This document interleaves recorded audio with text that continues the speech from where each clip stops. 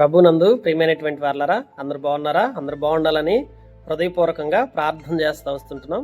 ఉదయకాల సంబంధు మీ అందరికీ శుభాభివందనాలు.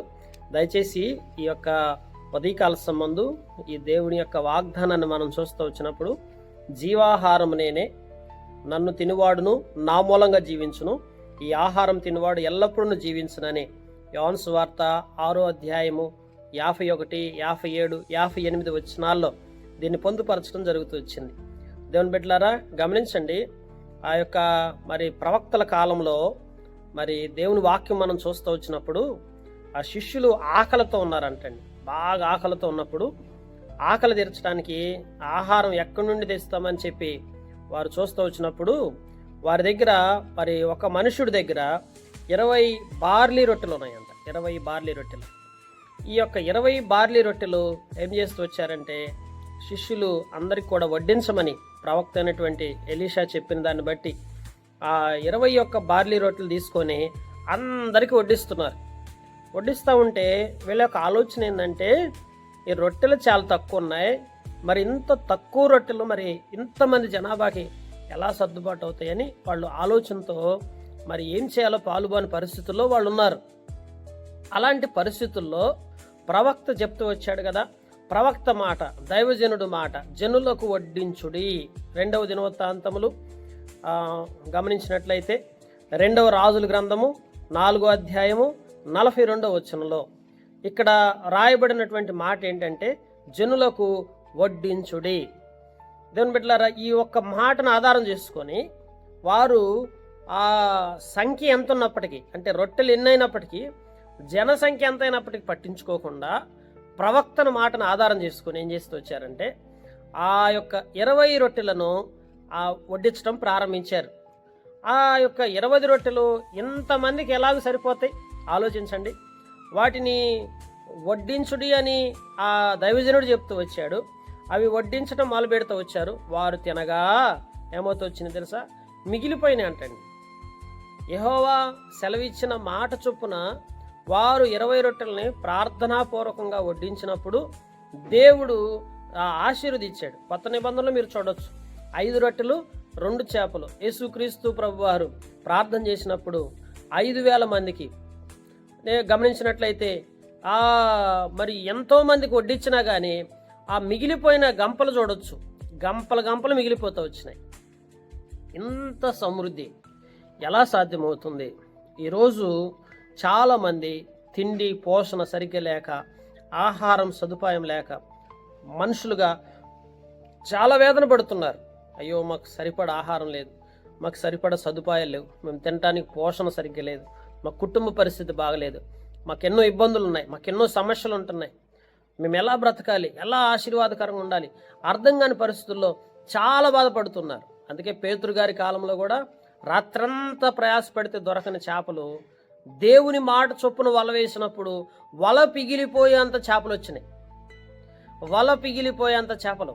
ఇప్పుడు ఎలీషా ప్రవక్త జనులకు వడ్డించుడి అని ఒక్క మాట చెప్పినప్పుడు ఆ మాట చొప్పున జరిగిస్తూ వచ్చినప్పుడు జనులకు ఆ వడ్డించిన తర్వాత మిగిలిపోయేంత ఆహారం వారికి అందుబాటులోకి వచ్చింది. దేవుని బిడ్డలారా, సింహ పిల్లైన లేమి గలవై ఆకలి కొనుగాని యెహోవాని ఆశ్రయించు వారికి ఏ మేలు కొదువై ఉండదు. ఆకాశ పక్షులను చూడండి, వాటిని విత్తవు, కోయవు, పంటను గుర్చుకొను, అయినా దేవుడు వాటిని పోషిస్తున్నాడు. పోషించట్లేదా? ఈరోజు నిన్ను పోషించడా?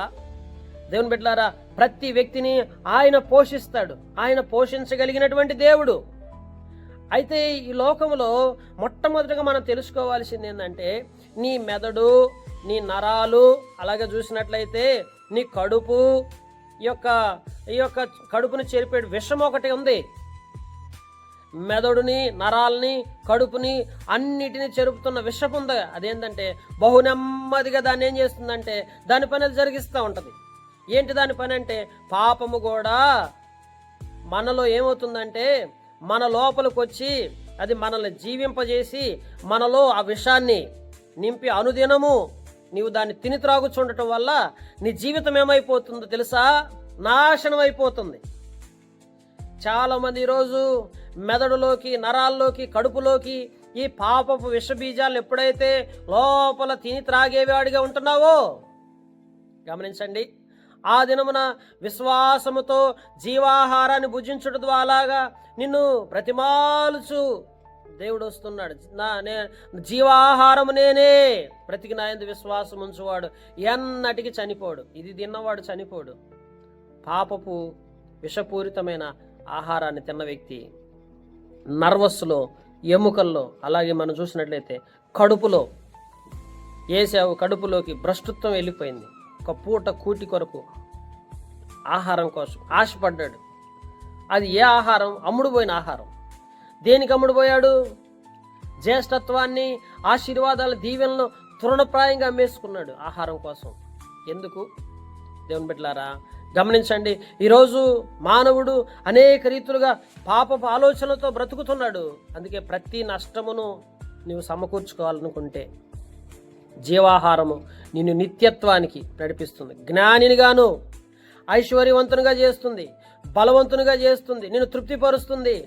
నీ జీవితంలో ఎక్కడెక్కడైతే ఏది నష్టపోయావో ఆ నష్టపోయిందంతా మళ్ళీ తిరిగి దేవునికి సమకూరుస్తాడు, సంపూర్ణంగా సమకూర్చగలడు. యేసుక్రీస్తు ప్రభువారు ఎలీషా కంటే గొప్పవాడు.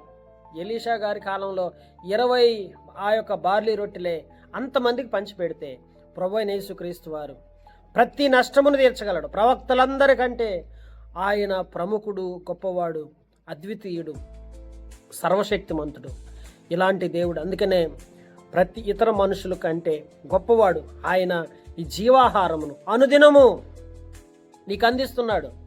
ఆయన హస్తాల్లో నుండి దాన్ని తీసుకొని భుజించినప్పుడు నీవు ఆశీర్వాదాన్ని అనుభవిస్తావు. ఈరోజు ఆ జీవాహారాన్ని నీకు అందించడానికి ఉదయకాల సంబంధం ప్రభు సిద్ధంగా ఉన్నాడు. నువ్వు సిద్ధంగా ఉన్నావా?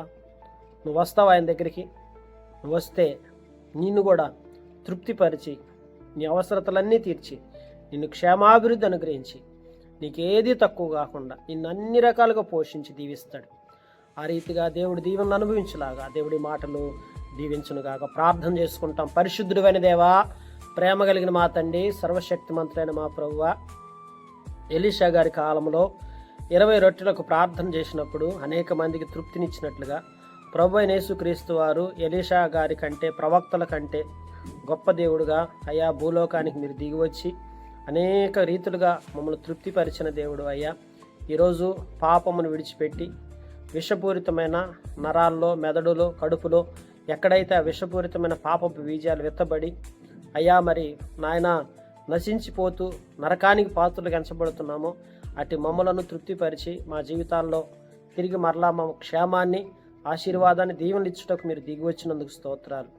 అట్టి రీతిగా ప్రతి ఒక్కరిని దీవించి ఆశీర్వదించవలసింది యేసుక్రీస్తు ప్రభువా నామం పేరిట అతి వినయంతో ప్రార్థించి అడిగి పొందుకుని ఉన్నాం తండ్రి, ఆమెన్. మన తండ్రి దేవుని ప్రేమయు, కుమారుడైన యేసుక్రీస్తు ప్రభువారి కృపయు, పరిశుద్ధాత్మ యొక్క నిన్న సహవాసము సదాకాలం మనందరికీ తోడై నడిపించునుగాక. ఆమెన్. Praise the lord.